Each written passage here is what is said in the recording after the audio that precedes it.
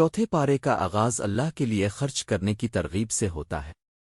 سورۃ عمران میں ارشاد ہے کہ تم اس وقت تک بھلائی کو نہیں پہنچ سکتے جب تک اس چیز کو خرچ کرو جو تمہیں محبوب ہے، اور جو کچھ تم خرچ کرتے ہو اللہ اس سے خوب واقف ہے۔ اس کے بعد ارشاد ہے کہ اللہ تعالیٰ کی عبادت کے لیے پہلا گھر مکہ مکرمہ میں تعمیر کیا گیا تھا، اور ہر صاحب استطاعت مسلمان پر اس گھر کا حج کرنا فرض ہے۔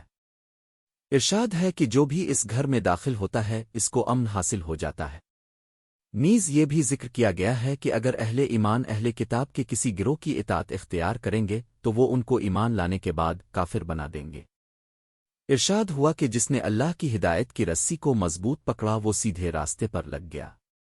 اے مومنو، اللہ سے ڈرو جیسا کہ اس سے ڈرنے کا حق ہے، اور مرنا تو مسلمان ہی مرنا، اور سب مل کر اللہ کی رسی کو مضبوطی سے پکڑے رہو اور تفرقے میں نہ پڑو۔ اللہ کی رسی سے مراد وہاں غیر محرف یعنی قرآن مجید ہے۔ اگر مسلمان مضبوطی کے ساتھ قرآن کو تھام لیں تو ان کے باہمی اختلافات بآسانی دور ہو سکتے ہیں۔ ارشاد ہے کہ قیامت کے دن اہل ایمان کے چہرے سفید اور ایمان کو ٹھکرانے والوں کے چہرے سیاہ ہوں گے۔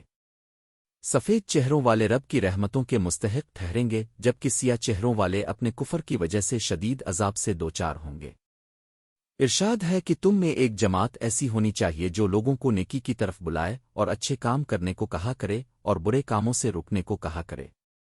یہی لوگ نجات پانے والے ہیں۔ جتنی بھی قومیں تم لوگوں میں پیدا ہوئیں، اے مومنو، تم ان سب سے بہتر ہو کہ نیک کام کرنے کو کہتے ہو اور برے کاموں سے منع کرتے ہو اور اللہ پر ایمان رکھتے ہو۔ اگر اہل کتاب بھی ایمان لے آتے تو یہ ان کے لیے اچھا ہوتا۔ اس سے معلوم ہوا کہ اگر ہم صحیح معنوں میں بہترین امت بننا چاہتے ہیں تو ہمیں امر بالمعروف اور نہی عن المنکر کو بطور کار منصبی اپنی زندگی کا ایک شعبہ بنانا چاہیے۔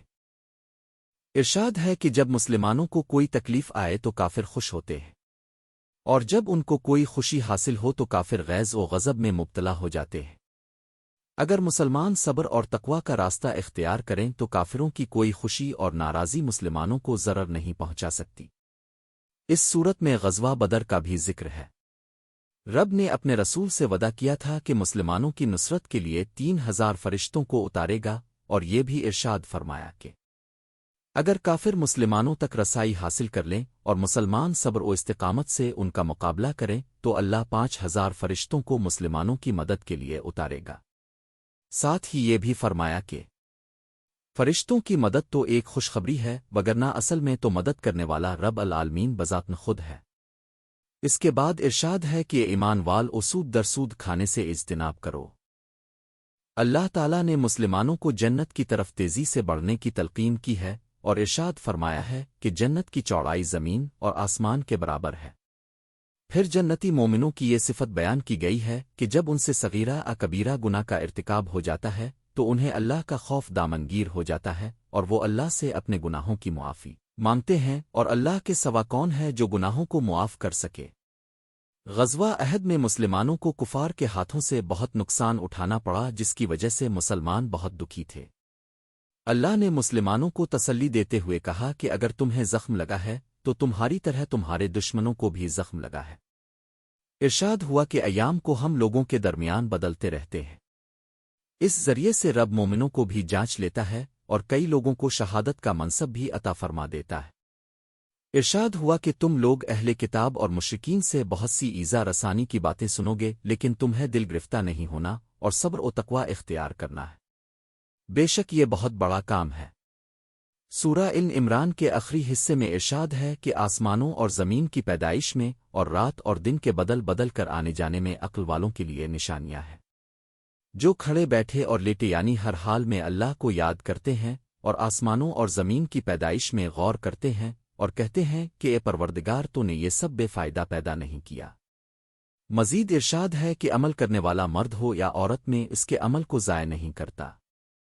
تم کفار کے مقابلے میں ثابت قدم رہو اور استقامت رکھو اور مورچوں پر جمے رہو اور اللہ سے ڈو تاکہ مراد حاصل کرو۔ سورہ عمران کے بعد سورہ النساء ہے۔ اس کے شروع میں انسانوں کو یہ بات سمجھائی گئی ہے کہ ذات پات اور برادری وجہ عزت نہیں، اس لیے کہ تمام انسانوں کی اصل ایک ہے۔ انہیں اپنے پروردگار سے ڈرنا چاہیے جو کہ ان کا پروردگار ہے، اور اس نے ان کو ایک نفس سے پیدا کیا اور اس سے اس کا جوڑا بنایا۔ اور پھر ان دونوں سے کثیر تعداد میں مردوں اور عورتوں کو پیدا کر کے روئے زمین پر پھیلا دیا۔ ارشاد ہوا کہ یتیموں کا مال جو تمہاری تحویل میں ہو ان کے حوالے کرو، اور ان کے پاکیزہ عمدہ مال کو اپنے ردی مال سے نہ بدلو، اور نہ ان کا مال اپنے مال میں ملا کر کھاؤ۔ اور اگر تمہیں اس بات کا خوف ہو کہ یتیم لڑکیوں کے بارے میں انصاف نہ کر سکو گے تو جو عورتیں تمہیں پسند ہوں 2-3 اچھا ان سے نکاح کر لو۔ اور اگر تمہیں اس بات کا اندیشہ ہو کہ سب عورتوں سے یکساں سلوک نہ کر سکو گے تو ایک عورت کافی ہے یا لونڈی جس کے تم مالک ہو، اور عورتوں کو ان کے مہر خوشی سے دے دیا کرو۔ اس سورہ میں اللہ تعالیٰ نے یتیموں کے مال کے بارے میں کئی باتیں ارشاد فرمانے کے بعد وراثت کے مسائل کو بھی بڑی وضاحت سے بیان فرمایا ہے، اور جائیداد میں بیٹوں کا بیٹیوں کے مقابلے میں 2 گنا حصہ رکھا ہے۔ اگر کسی کی صرف بیٹیاں ہوں تو اس صورت میں وہ 2/3 جائیداد کی مالک ہوں گی، اور اگر صرف ایک بیٹی ہو تو وہ نصف جائیداد کی مالک ہوگی۔ شوہر اپنی بیوی کی جائیداد میں 1/4 حصے کا مالک ہوگا، جبکہ بیوی اپنے شوہر کی جائیداد میں 8ویں حصے کی مالک ہوگی۔ والد اور والدہ کا اپنے بیٹے کی جائیداد میں 6واں حصہ ہوگا۔ اسی طرح بے اولاد شخص کی جائیداد اس کے بہن بھائیوں میں تقسیم ہوگی۔ جائیداد کی تقسیم سے قبل واجب الادا قرض کو ادا کرنا چاہیے۔ یہ تمام احکام اللہ کی قائم کردہ حدیں ہیں۔ اس کے بعد غیرت کے نام پر قتل کے بارے میں اللہ کا حکم ذکر ہوا ہے۔ ارشاد ہے کہ اے مسلمانوں، تمہاری عورتوں میں جو بدکاری کا ارتکاب کر بیٹھیں ان پر اپنے لوگوں میں سے 4 شخصوں کی گواہی لو۔ اگر وہ ان کی بدکاری کی گواہی دیں تو ان عورتوں کو گھروں میں بند رکھو یہاں تک کہ موت ان کا کام تمام کر دے، اللہ ان کے لیے کوئی اور سبیل پیدا کرے۔ اس کے علاوہ نکاح کے کئی مسائل ان آیات میں بیان کیے گئے ہیں، اور ان رشتوں کا تفصیلی ذکر ہے جن سے نکاح حرام ہے۔ اللہ ہم تجھ سے دعا کرتے ہیں کہ تو ہمیں اپنی ہدایت کی روشنی عطا فرمائے اور ہمارے دلوں کو ایمان سے بھر دے، جیسا کہ تو نے سورۃ عمران میں فرمایا۔ ہمیں توفیق عطا فرما کہ ہم اپنے مال و اسباب کو تیرے راستے میں خرچ کریں، خاص طور پر اس چیز کو جو ہمیں محبوب ہے۔ ہمیں سکون اور اطمینان عطا فرما تاکہ ہم ہر حال میں تیرا شکر ادا کریں۔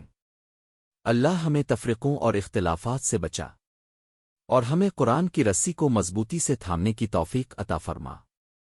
ہمیں اپنی رحمتوں کا مستحق بنا اور قیامت کے دن ہمارے چہروں کو روشن فرمانا جیسا کہ تو نے وعدہ کیا ہے کہ ایمان والوں کے چہرے سفید ہوں گے۔